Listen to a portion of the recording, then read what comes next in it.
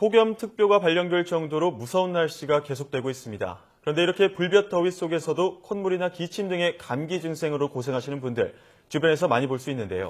그래서 이 시간에는 고온의 날씨에도 감기가 발생하는 원인은 무엇인지, 또 효과적인 예방법은 무엇인지 전문가와 함께 알아보겠습니다.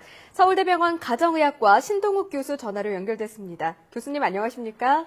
네, 안녕하십니까. 네, 5월 말이죠. 늦봄에서 여름으로 넘어가는 길목인데요. 폭염특보가 내려질 정도로 무더운 날씨가 이어지고 있는데 이런 날씨에 감기 걸린 분들이 많아지고 있습니다. 그 원인은 뭔가요? 네, 기본적으로 감기는 바이러스 감염에 의한 질환입니다. 그래서 여름철이라고 해도 바이러스가 호흡기 내에서 증식할 수 있는 조건만 되면 얼마든지 감기가 생길 수 있습니다. 물론 빈도는 겨울철에 비해서 훨씬 적습니다.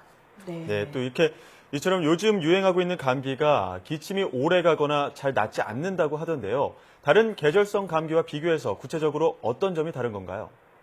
예, 감기는 이제 바이러스 감염이기 때문에 기본적으로는 겨울철 감기와는 비슷합니다. 그렇지만 여름철에 유행하는 감기 바이러스는 겨울철에 유행하는 바이러스와 약간 다른 부분들이 있을 수 있는데요.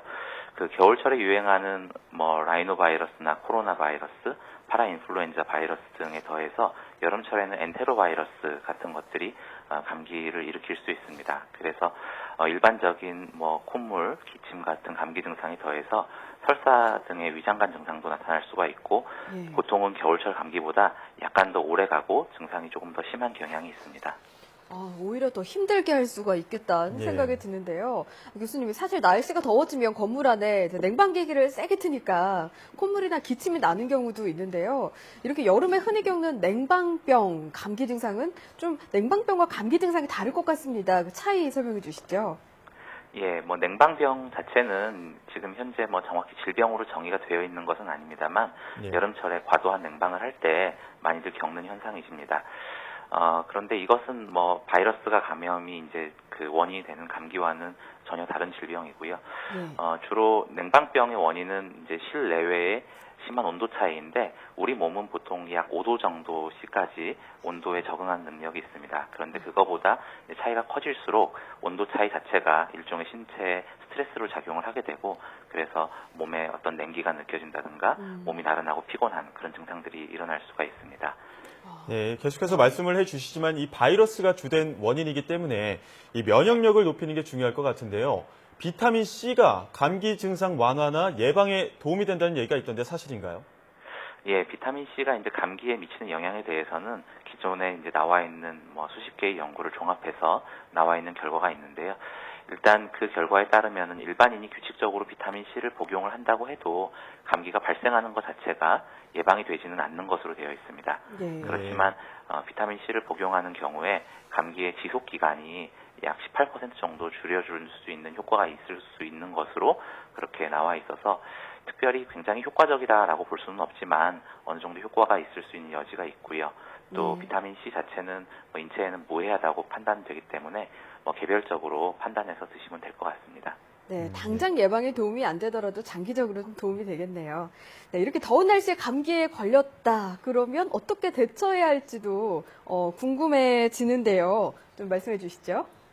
예, 이미 감기가 걸리셨다고 하면 그 바이러스성 질환들은 대개는 이제 자연적으로 그냥 지나가야 되는 질병입니다. 그래서 실제로 그거에 대해서 아주 효과적인 치료법이 있다라고 볼 수는 없는데요. 그래서 대부분 이제 동네 병원이나 이런 데서 감기약이라고 받는 약들은 증상에 대한 약입니다.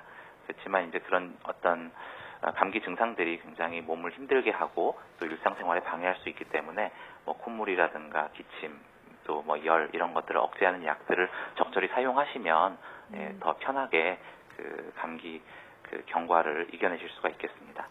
네, 이렇게 여름 감기나 냉방병에 걸리면 아무래도 일상생활이나 업무에도 많은 지장을 주는 만큼 이 예방이 무엇보다 중요할 것 같습니다. 여름 감기를 효과적으로 예방할 수 있는 방법에 대해서도 알려주시죠. 예, 감기 예방의 가장 기본적인 것은 결국 위생관리입니다.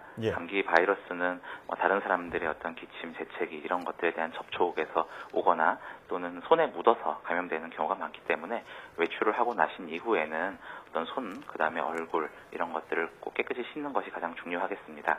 그리고 또 면역력이 약화된 경우에 감기가 잘 걸릴 수 있기 때문에 너무 무리하지 않게 않게 충분한 휴식을 취하시고 수분 공급을 충분히 하고 과일이라든가 주스 이런 것들을 통해서 비타민 같은 것들이 부족해지지 않게 하는 것이 감기 예방의 지름길이 되겠습니다. 예, 감기를 예방할 수 있는 방법으로 위생 관리, 충분한 휴식과 수분 공급을 말씀해 주셨는데요. 시청해 주시는 분들도 지금 이 방법들 유념하셨다가 꼭 나중에 과일도 많이 드시고 수분 섭취를 하시는 게 중요할 것 같습니다. 네, 지금까지 서울대병원 가정의학과 신동욱 교수와 함께 이야기 나눴습니다. 교수님, 오늘 말씀 잘 들었습니다. 네, 감사합니다.